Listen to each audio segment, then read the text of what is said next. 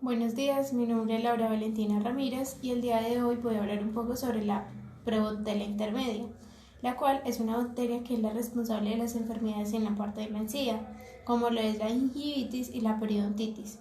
Esta es una bacteria anaerobia estricta, la cual no requiere oxígeno para vivir y tampoco es móvil. En cuanto a la quimiotaxis, esta prebacteria intermedia no es móvil y por esta misma razón pues no contiene lo que son flagelos. Es difícil de realizar su movilidad y a diferentes entornos. Y esto también se da porque tampoco tiene como determinados agentes químicos en el medio ambiente. Pero ella puede realizarse o moverse por medio del deslizamiento y suelen ser células bacilares donde requieren como el contacto entre la célula y una superficie sólida. Lentamente se desplaza, pero solo en su misma hábitat al azar sin ninguna dirección concreta, en comparación a las bacterias móviles. Bueno, en cuanto a la digestión de nutrientes, lo que es en el caso de las bacterias gram negativas, las enzimas se encuentran como localizadas fundamentalmente en el espacio periplásmico, el cual es un espacio virtual ubicado entre la membrana externa y la membrana citoplasmática. El producto principal de la digestión anaerobia es el biogás. Es una mezcla gaseosa del metano de un 50 a 70% y dióxido de carbono de 30 a 50%, con pequeñas proporciones de otros componentes, como lo es el nitrógeno, el hidrógeno y el sulfato de hidrógeno, cuya composición depende tanto de la materia prima como el proceso entre sí. La cantidad de gas producido es muy variable, aunque generalmente oscila como alrededor de los 350 litros por kilogramos de sólidos desagradables y con un contenido de metano del 70%. Esta bacteria utiliza carbohidratos como la fuente de energía y carbono. En cuanto a sus factores de crecimiento, se encuentra que son las vitamina K o la hemina para desarrollarse y proliferar. Y ella también fermenta carbohidratos como la glucosa positiva, la sucrosa positiva, la lactosa negativa y la catalasa negativa.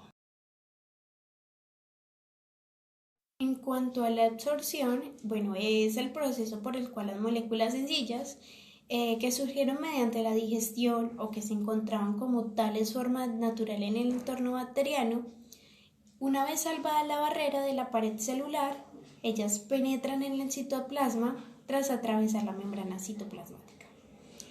En cuanto al transporte activo, es ligado al ATP y se conoce bien como en las bacterias gram negativas, como en el caso pues, de la prebacteria intermedia.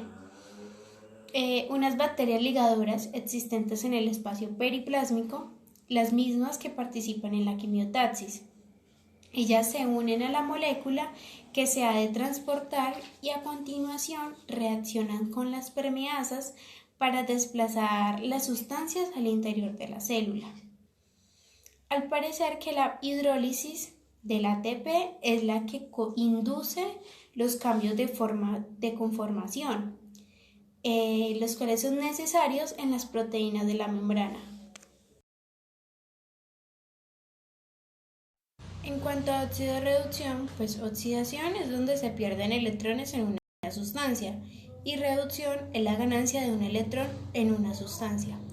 Para que ocurra cualquier oxidación debe producirse una reducción y cuando la reducción se acopla con la oxidación da lugar a una reacción.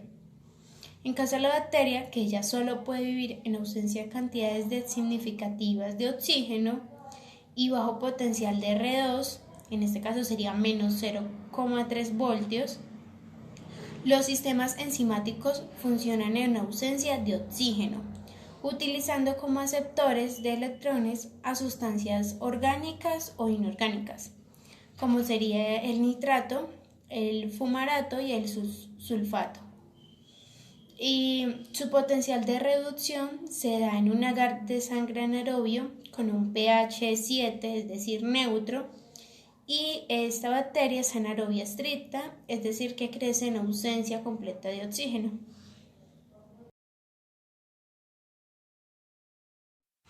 En cuanto a la glucólisis, pues es el proceso de convertir la glucosa en piruvato y generar pequeñas cantidades de ATP, que sería la energía, y el NADH, que sería el poder reductor. Esta es una vía central que produce importantes metabólicos precursores, que estaría compuesto de 6 carbonos de glucosa 6-fosfato y la fructosa 6-fosfato, compuestos de 3 carbonos como la glicerona fosfato, el gliceraldehído 3-fosfato, el glicerato 3-fosfato y el fosfenol piruvato y el piruvato.